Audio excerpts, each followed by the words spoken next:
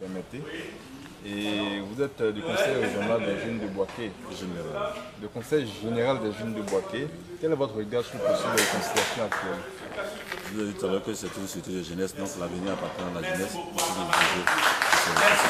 Il y a eu la crise, c'est vrai.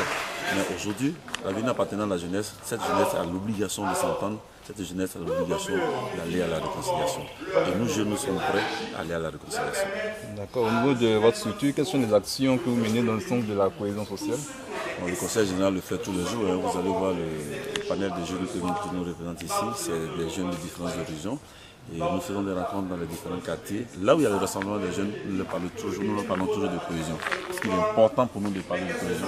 Sans la cohésion, nous n'existons pas. D'accord. Et à ce stade, est-ce qu'on parle de résultats au niveau de vos actions et quels sont les signes qui montrent ces résultats? Bon, je donne un exemple. Quand vous arrivez à Ngata, après la crise, il y avait une division entre deux associations. Nous avons pu les mettre ensemble. Aujourd'hui, ces associations se réunissent.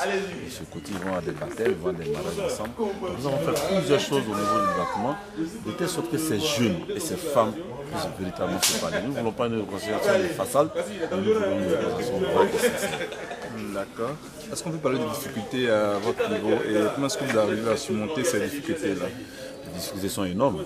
Nous avons 410 villages que nous couvrons. Nous n'avons pas de matériel roulant. Donc là où un donateur nous apporte son appui, c'est avec ce peu de moyens là que nous allons vers la population pour pouvoir la sensibiliser. Donc nous lançons un appel aux bonnes volontés qui ont bien envie d'aider le Conseil général des jeunes qui a cette matière grise de réconciliation, de nous appuyer de telle sorte que nous puissions aller au-delà de Boaké pour réconcilier la jeunesse et la population de Boaké. D'accord. Dernière question. Quelles sont vos suggestions en tant qu'organisation de la société civile pour améliorer votre contribution pour de réconciliation nationale? Mais ce que nous demandons d'abord, c'est de nous former, de typer ces structures de jeunesse pour que ces structures puissent faire une restitution. Généralement, on fait beaucoup de formations, mais la restitution pose toujours un véritable problème parce que les gens n'ont pas les moyens pour aller sur le terrain pour parler à ceux qui n'ont pas bénéficié de cette formation. Donc nous demandons un peu plus d'encadrement et plus de moyens logistiques pour que nous puissions parler aux uns aux autres. Merci beaucoup. Je vous remercie. Merci, monsieur.